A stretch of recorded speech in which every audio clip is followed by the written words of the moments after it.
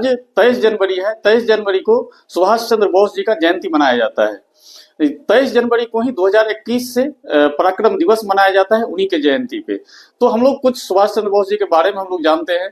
ये एक ऐसे नेता थे जिन्होंने राष्ट्र में एक देशभक्ति लाए थे। ये एक ऐसे नेता थे जिनको हिटलर ने, जब हिटलर का उस टाइम का शासन था, हिटलर ने ही इनको नेताजी की उपाधि दिए थे। इनका जन्म उड़ीसा के कटक में हुआ था और पिता के कहने पे इन्होंने आईसीएस निकाली थी, इंडियन सिविल सर्विस इन्होंने निकाली थी। उन्हीं उसके बाद ये राष्ट्रीय आंदोलन में कूद पड़े। उस टाइम में 1921 में असहयोग आंदोलन चल रहा था और इन्होंने गांधी जी के साथ जुड़ गए। लेकिन इनका मतभेद हमेशा ही गांधी जी और जवाहरलाल नेहरू से रहा, क्योंकि गांधी जी का कहना था कि अहिंसा से हम काम लेंगे और सुभाष चंद्र बोस जी थे जिन्होंने कहे थे कि जब तक आदमी के पास, जिसके पास ताकत नहीं रहेगा, जिसका आवाज बुलंद नहीं रहेगा, उसका बात कोई नहीं मानता है। आज के डेट में ये उनका कहा हुआ कथन आज सत्य होता है। यदि आपके पास ताकत नहीं है तो आपका बात कोई नहीं सुनेगा, ना आपका बात कोई मानेगा। सुभाष चंद्र बोस जी थे जो जिनको 1938 में इंडियन नेशनल कांग्रेस के प्रेसिडेंट बने और 1939 में त्रिपुरा सेशन में भी इनके विरुद्ध में गांधी जी के सपोर्ट थे सीतारामैया जी, पट्टाभी सीतारामैया, उनको उतारे थे गांधी जी। लेकिन सुभाष चंद्र बोस जी ने उनको 1939 के त्रिपुरा अधिवेशन में उनको हरा दिया। तो उसके बाद गांधी जी ने कहा था कि ये सीतारामैया, पट्टाभी सीतारामैया का हार नहीं है, ये हार मेरा है।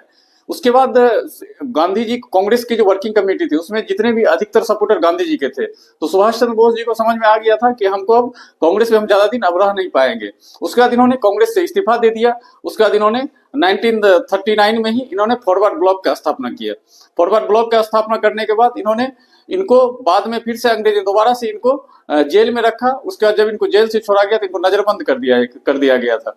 जब ये नजरबंद थे तो नजरबंद में इन्होंने पुलिस को चकमा देते हुए इन्होंने वेश बदल के भारत से पेशावर होते हुए अफगानिस्तान के काबुल गए। काबुल से होते हुए इन्होंने रूस की यात्रा की।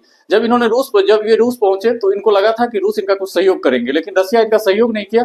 इनको जर्मनी भेज दिया, बोला आप जर्मनी जाइए, आप हिटलर आपका कुछ हेल्प कर पाए।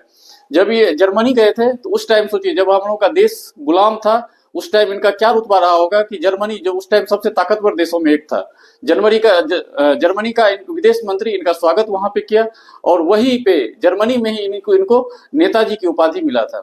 1944 में इन्होंने आजाद हिंद फौज के रेडियो से बोलते हुए गांधी जी को राष्ट्रपिता की उपाधि दिए थे। ये सुभाष चंद्र बोस जी ही थे जिन्होंने गांधी जी को राष्ट्रपिता की उपाधि दिए थे।